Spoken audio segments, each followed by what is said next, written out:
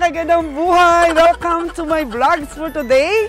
At dumating po ang ating isang truck na mga hayop to Cavite Slaughterhouse. At dinala nila ang mga kambing ni Ron's Farm Official para po madala na namin sa kanilang bahay sa Nabas, Aklan. Farming. It's a very good day today. Napakaganda po ng araw. Napakaganda ng panahon. Welcome to my vlogs!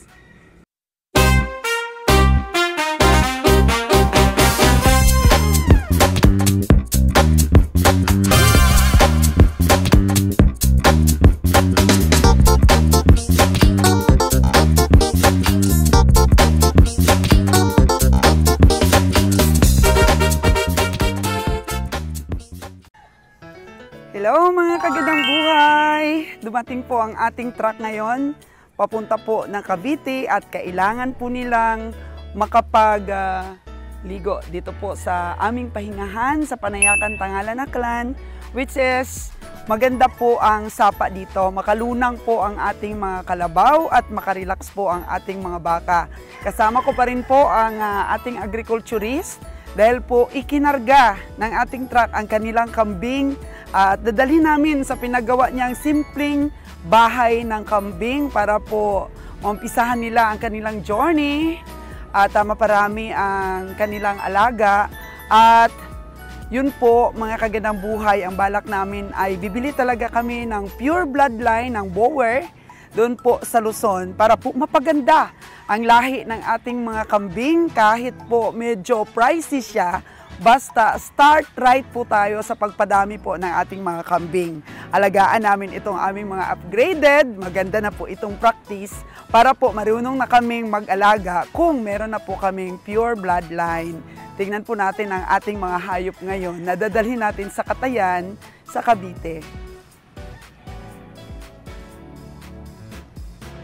Ayun mga kagandang buhay, napaka-refreshing po ng Tangalan, Aklan para po sa pagpahinga ng ating mga pambiyahing hayop. Ayan o, medyo nag-uumpisa na po silang manginain. Pagod na pagod yan kasi kakarating lang po nila. At mukha namang napaka-healthy ng ating pong mga baka. Kasi mga kagandang buhay, pag alis nila doon sa gihulungan, magpapahinga pa sila sa Bacolod ng isang gabi. Oo, hanggang hapon ang pagpapahinga po nila at pagpanginain doon sa Bacolod. Kaya busog pa sila pagdating dito. Kasi nakasakay sila ng barko kagabi, mga 8 o'clock. Yan. Busog pa sila oh. So makikita natin na hindi talaga sila masyadong stress. Kasi nung nakaraan, mga kagandang buhay na nagpahinga kami sa Bacolod, kasi maraming mga vacant lot doon na maraming mga tanim-tanim, mga kagaya niya, no? Yun, pwede manginain ang ating mga baka sa Bacolod, sa mga vacant lot doon, ay hindi na lose weight ang ating mga hayop. Actually, maganda po ang recovery. Tapos, the next na nagbiyahe kami, hindi na kami ulit nagpahinga doon sa Bacolod kasi nga nagbadali yung ating taga-Katay. Kailangan makasakay agad. Pero ang nangyari po mga kagandang buhay, nag-lose weight po ang ating mga hayop. Kaya yun muli ang aming diskarte. Karga po kami sa gihulungan ng hapon at saka darating sila sa Bacolod ng gabi. Pinapahinga sila doon buong gabi. At saka kumakain sila doon hanggang ikakarga sila ulit ng mga 3:00 ng hapon. Sasakay sila ng gabi ulit, mga kagandang buhay. At dito na nga sila ngayon. So makikita natin, hindi po masyadong stress. Kagaya niyan, mga kagandang buhay ho. Hindi po masyadong stress ang ating mga baka. And of course, dahil nga hindi tuloy-tuloy ang ating biyahe, hindi rin po masyadong stress yung mga tao natin. Yun, relax po sila, nakakapagluto, mga kagandang buhay. Oh. Ang driver po natin si Joseph, medyo konti lang pahinga mo, Sep. Ilang araw lang, Sep? Ilang araw lang pahinga mo bago biyahe ulit? Isang araw lang pahinga mo? Ayun, kasi nga po, medyo nag-change driver po tayo. Pero next time po is, sasampa na rin si Lord Jan. Oo. Yun, si Buniboy, grabe. Anong ulam mo, Buniboy? Uga, tuyo. Oo. Si Buniboy po, sumama. Pero babalik po kami mamaya dahil ang isa nating truck ay nasa ano na. Katiklan, nag-area po sila ngayon ng itlog na backload nila. Wow! Oo. So may mga cowboy doon na babalik sa Maynila. Si Bonnie, babalik sa Negros. Ano yan eh, reserve. Reserve yan si Bonnie. Wow! Ikaw, itlog? Feed siguro backload mo? Ah? Itlog lang sa'yo ha? Asol kayo ang feeds? Binigyan kayo ng ano? Binigyan kayo? Ah, bigyan yan. Bigyan yan. Ako naman ang nag-decide sa backload nyo eh. Huwag masyado malungkot. Kahit feeds yan, meron ka pa 2,000 dyan. And any kind na ano nyo, backload nyo, meron ka pa rin. Nalungkot ang driver, mga kagandang buhay. Kasi pag itlog kasi yung backload nila, binibigyan ko siya ng 2,000. Eh feeds, ibigyan pa rin. Kailangan magtulungan tayo para maka-survive sa ating mga gastusin. Tingnan nyo mga kagandang buhay, napaka-healthy ng ating mga baka ngayon. Sana yung mga kalabaw, Bonnie Boy? Oo, pinapakain daw dito ang mga kalabaw. Natuwa ako kay Joseph. Hassle daw kaayo yung feed. Siyempre naman po, medyo mabigat po ang feeds eh. Oo, mahirap pong i-backload yun. Tapos hindi pala binigyan pa ni Kabiyahing Roger ng sideline. Eh ako naman po kasi ang nagbibigay ng sideline. Kaya mamaya bigyan natin para sumigla po ang katawan ng ating driver. Kasi akala niya kapag hindi itlog ang karga, wala siyang, wala siyang extra pay para sa backload. Pero ngumiti naman siya nung sinabi kong meron pa rin. Bigyan natin mamaya. Para sumigla po mga kagandang buhay. Hindi nakapahinga masyado si Joseph. Pero may bago po akong alituntunin ngayon sa aking pong mga tao. Kasi kailangan talaga nila ma-drug test sila once in a while. Siguraduhin po yung health ng ating mga tao. Para maging aware po sila na chine-check natin sila. Oo. Ayan. May isa pa akong tao dito na kasama ni Nunoy Edwin doon na nag-aalaga ng mga hayop. Natakot talagang sumakay ng barko. Kaso lang medyo kulang tayo sa tao ngayon. Mahirap kasi po yung kumukuha ka ng mga tao na hindi mo kilala. Or kung may gagawing masama, halimbawa magnakaw sa atin, wala po tayong hahabulin. Kaya mas maganda kung yung mga tauhan natin is may nag-refer sa atin. Kagaya yung mga tao natin, mga kaginaboy, ni-refer ni Nalon. Ganyan. So, abulin natin si Nalon. Magiging kargo ni Nalon yon. Kaya so far, so good naman yung mga na-refer na tao sa atin ni Nalon na mga kapitbahay niya doon sa bundok. Wow! So, ito po yung tinatawag ko si Brownie. Mga kagandang buhay. Ito po yun siya. Takot talaga siyang sumakay ng barko. Pero sabi ni Kabiyahing Roger, kailangan na lakasan mo yung loob mo. Kasi kailangan mong matuto sa mga ganito, pagkumboy, para all around tayo. Hello, Brownie! Kamusta yung sakay mo dong sa barko dong? Ayos lang dong? Hindi ba maalon? Hindi ka natakot? Okay lang, okay lang. Walang walang alon? Balud? Wala? Meron? Kauna-unahan mong sakay sa barko? First time? Ay, grabe. Ano experience mo sa first time na sumakay ka ng barko? Ayos ra? Hindi ka gikulbaan? Wa man? Sabi ko sa'yo eh. Kasi tinatakot ka lang ng isip mo dong. Oo, kaya lakasan mo ang loob mo ha. Para makarating ka rin ng Manila dong. Pagdating mo dito, marunong ka na magtagalog ha? Ha? Turuan ka rin nilang magtagalog yun doon, ha? Pagdating mo sabihin, bakit maning? Eh, galing Beka Manili. Ay, nako po, pampalakas ng loob para po sa ating mga tao. So, ayan, napaka-fresh po ng ano natin dito, ng pahingahan ng ating mga kalabaw. Tingnan po natin sila, ha? Si Rico po yung kasama niya. Lapit po kasi ito sa Sapa. Ang bayad po natin dito sa pagpahinga mga kagandang buhay is 600 pesos. So, ngayon, umaga, dumating sila. Bukas po ng hapon, ang ano nila, ang karga ulit. Para sasakay ang ating mga hayop ng alas 8 minsan ng gabi.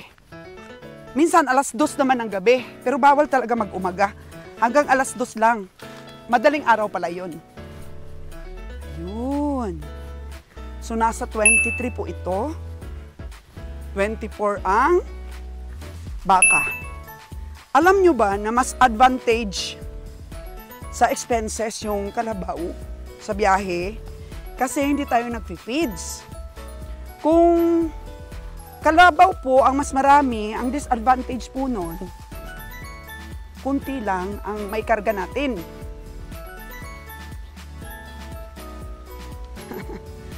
Uy. Yun. Yun sila. Grabe, ang laki pala dito ng pahingahan ng mga kalabaw. Wow! Sulit na sulit po talaga yung 600 pesos na binabayad natin. Ang laki. Ang laki po ng lupa. Wow! Na may-ari nitong ating pahingahan dito. Tsaka marami silang nakakakain-kain mga kaginambuhay, oh. That's why po na ang galing. Pahinga sa Bacolod, pahinga po dito sa Katiklan, tapos kung masama po ang panahon, pahinga po ulit sa Mindoro. Pero ngayon, medyo maganda po ang panahon, direkta po sila. Pagsakay nila from Katiklan, hindi na po binababa ang, ang mga hayop. Diretso na po ng tawid sa Kalapan, kinagabihan, and then, papunta na po ng Cavite. O, di ba? Ito po yung Sapa. Wow!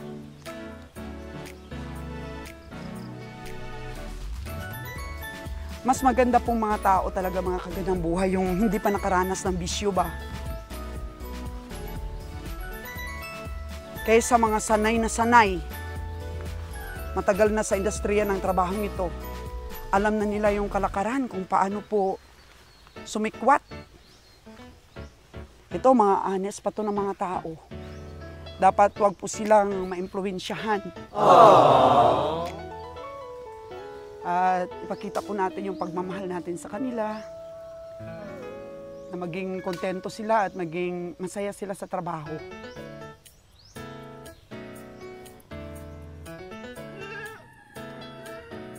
Kinakarga na po ni Bonnie Boy ang ating mga kambing.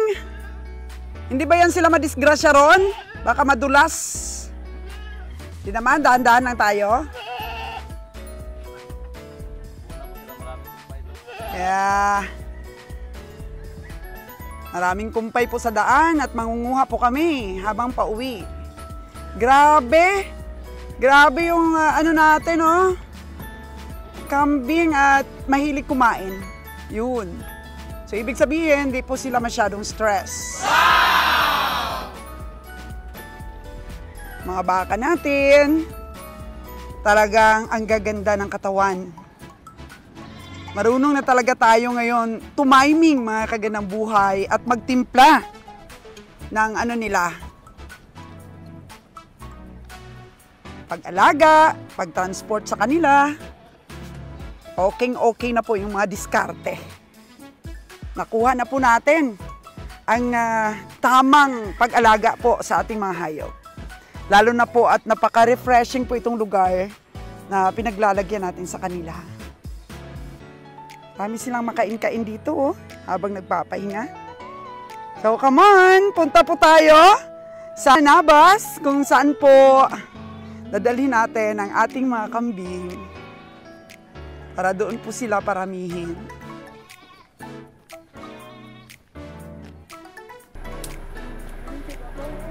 Ito na po ang pagbabago natin ngayon, mga kagandang buhay.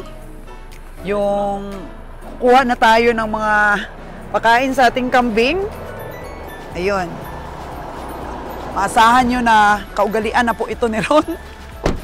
Na during po ng mga biyahe namin, yun, panguha na po kami ng pakain. Ayun pa.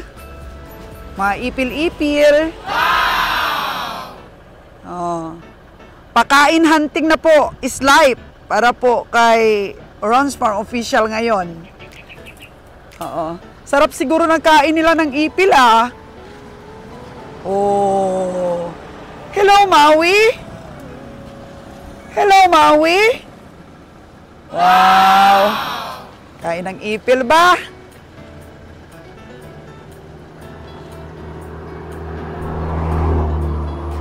Ron, may malunggay! Aba, pwede po itong panggulay. Kunin po natin mga kagandang buhay. Ang malunggay.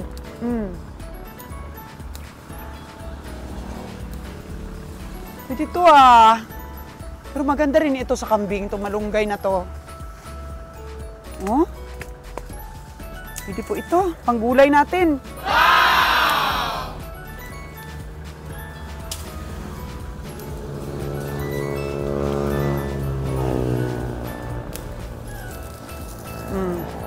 Ay, parang nawala yung ano niya. Ito parang wild ito mga kagandang buhay. Wild. Wild malunggay. Wow! Yun.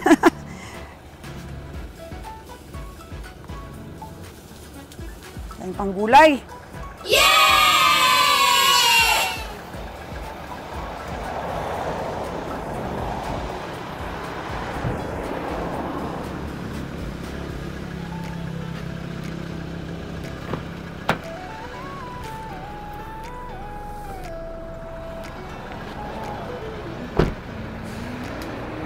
Hala, Bira!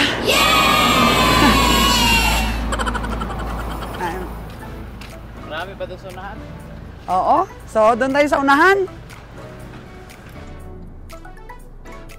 Another spot po, mga kagandang buhay sa ipil hunting. Nakakatuwa. Nakakatuwa tong aking mga anak na to. Oh, dami. Oh, talagang marami talagang makukunan dito ng pakain ng kambing dito po sa probinsya ng Aklan. Dahil po wala halos pa pong nag-aalaga ng kambing dito. Kaya patuloy pong i-inspire namin ni Ron's Farm Official ang mga kababayan po namin dito sa Aklan na ang Aklan po ay napakayaman sa kumpay. Oo, at may presyo din po ang kambing. Napakaganda po ang goat farm, ang kitaan dahil hindi pa po masyadong marami ang nag-aalaga dito po sa aming lugar. Kaya siyempre, nasa atin pa po yung opportunity na kumita, mga kagandang buhay. Yung mag-breed po tayo para ibenta natin. Kaya na-inspire po si Ron's Farm natin. Wow! Oo, tapos soon, mga kagandang buhay is mag-meat shop and then restaurant. So, sariling katay na rin namin ang mga kambing po namin. So, kailangan pa rin natin magparami ng mga upgraded. O, meron tayong pang breeding, meron din po tayong pang katay. And then, mga kagandang buhay,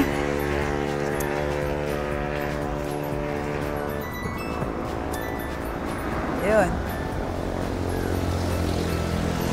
Kailangan makapag-ipon-ipon. Ako, napakasosyal pa ng lagayan ng ating ipil. Oh, dito pa sa loob. Loob pa po ng sasakyan natin.